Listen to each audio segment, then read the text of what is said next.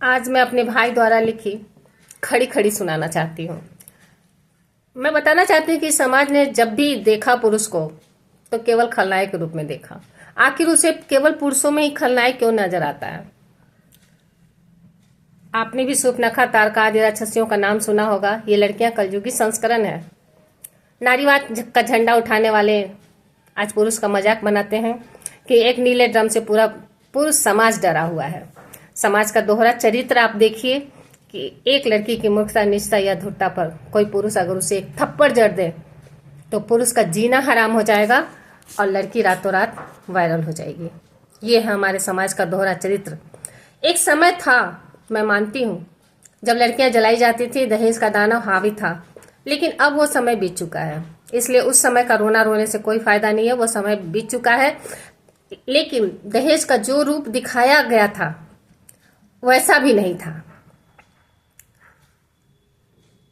आज अदालत में चले जाइए तो 99% दहेज के जो मुकदमे हैं वो झूठे हैं। 99 दहेज के जो मुकदमे हैं वो झूठे हैं। महिलाएं आज इसे हथियार की तरह इस्तेमाल कर रही हैं। व्यक्ति की मान, मर्यादा, पद, प्रतिष्ठा, पैसा सब बर्बाद कर दे रही हैं। क्या कहेंगे आप इसको? वाह रे आधुनिक नारी! आज की नारी को सिर्फ और सिर्फ आजादी चाहिए। आजादी पुरुषों की नकल करने की, आजादी छोटे कपड़े पहनने की, आजादी दारू बियर पीने की, आजादी पुरुषों को गुलाम बनाकर रखने की। इन्हीं नारियों को ममता की मूर्ति कहा गया है, वात्सल्य का प्रतीक कहा गया है। जबकि कई केसेस में आप देखेंगे कि अपनी हवस की खातिर, अपनी स्वार्थ लोलुपता की खातिर कई नारियों ने अपने संतान तक को नहीं बख्शा। इन्हें वात्सल्य की मूर्ति कहते हैं, इन्हें ममता की मूर्ति कहते हैं। ममता की मूर्ति है जो अपने बच्चे तक को नहीं बख्श रही है। बच्चा अगर उनकी कुछ गलती देख रहा है तो बच्चे का ही सफाया कर दे रही हैं।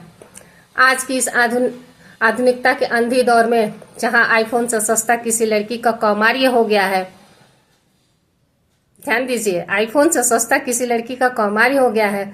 समाज लड़कों पे आरोप लगाता है कि जब लड़की देखने जाते हैं तो पूछते हैं ये वो अलाना फलाना कितना पढ़ी लिखी है, क्या बनाना, कड़ा सिलाई कढ़ाई, उनको बहू चाहिए कि नौकरानी।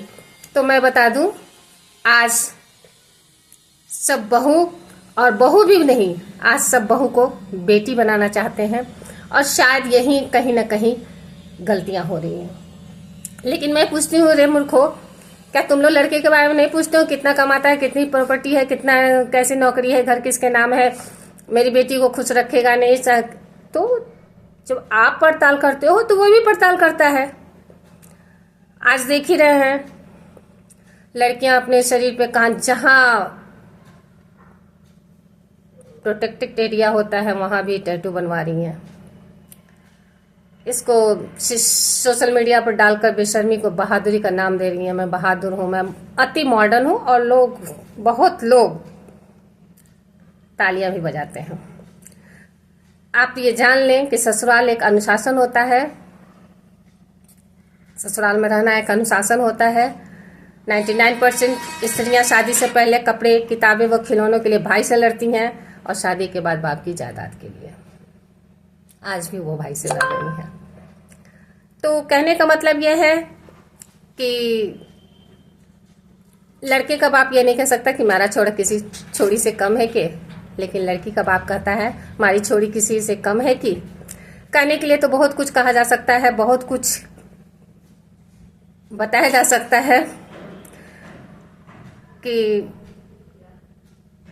आज के समाज में जहां लड़कियों के लिए आवाज उठती है, वहां लड़कों के लिए भी आवाज उठना चाहिए कि अरे लड़कियों, माताओं ने अपने खून को दूध बनाकर इसलिए लड़के को पिलाकर बड़ा नहीं किया कि तुम्हारी हवस पूरी करने के लिए, तुम्हारी हवस पूरी करने वाले यार के साथ मिलकर तुम उसे भरी जवानी में मार दो और उस नीले ड्रम का तुम समाज में मजाक बनाओ।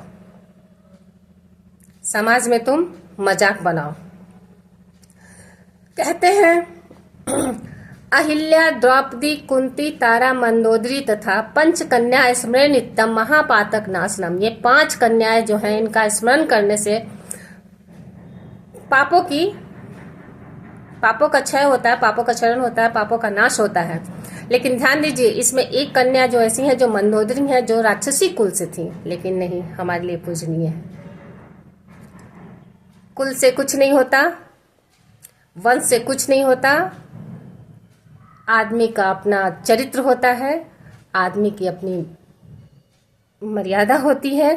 कुल वंश कुछ नहीं होता है। अच्छे कुल में उपजिए और इस तरह से गंदे काम कीजिए, इससे बेहतर है कि आप अपने आप को सच्चरित्र बनाइए। ये मैंने एक खड़ी खड़ी जो भाई की मुझे बहुत अच्छी लगी, खड़ी खड़ी है कि आज पुरुषों का कैसे दमन हो रहा है, कैसे शोषण हो रहा है। एक तरफ तो मार दे रही है, ऊपर से मजाक बनाया जा रहा है कि नीले रंग से पुरुष समाज भयभीत है। पुरुष समाज नीले रंग से भयभीत नहीं है। पुरुष समाज अगर एक थप्पड़ उठा दे तो सारा समाज उसकी ओर देखने लगेगा, सारा समाज उस महिला के पक्ष में खड़ा हो जाएगा। लेकिन नहीं, ऐसा नहीं होना चाहिए। जो गलत है फिर वो गलत है, चाहे वो पुरुष है चाहे स्त्री है। आज स्त्रियां पुरुषों पे हावी हो जा रही हैं, पुरुषों पे हाथ उठा दिए, कोई कुछ नहीं बोला, सब हंस रहे हैं, तमाशा हो रहा है, वो वीडियो वायरल हो रहा है, लाखों मिलियंस में उसका व्यू जा रहा है। क्यों? लड़के ने बहादुरी का काम किया, पुरुष पे हाथ उठाया है। पुरुष बेचारा नहीं बोल रहा है, क्योंकि एक बार बोलते ही वो उसके लिए बहुत कुछ कर जाएगी। वो जानता है कि वो पुरुष है, लेकिन बावजूद उसके पुरुष समाज ही उसके साथ खड़ा नहीं है। वो जानता है कि वो स्त्री है, स्त्री होने के बाद भी पुरुष समाज उसके साथ खड़ा है, लेकिन वो पुरुष है, पुरुष होने के बावजूद भी पुरुष समाज उसके साथ खड़ा नहीं है। और यही हमारा पुरुष कमजोर पड़ जा रहा है, यही हमारा पुरुष कमजोर हो जा रहा है, जिस पे इस तरह की हंसी और मजाक उड़ाए जा रहे हैं। हमारा पुरुष कमजोर न था, न है, न ही रहेगा। लेकिन कुछ ऐसी चल रही है आंधियां जिसके तहत पुरुष अपने आप को मर्यादा में बांधे हुए हैं। बाकी फिर कभी। धन्यवाद।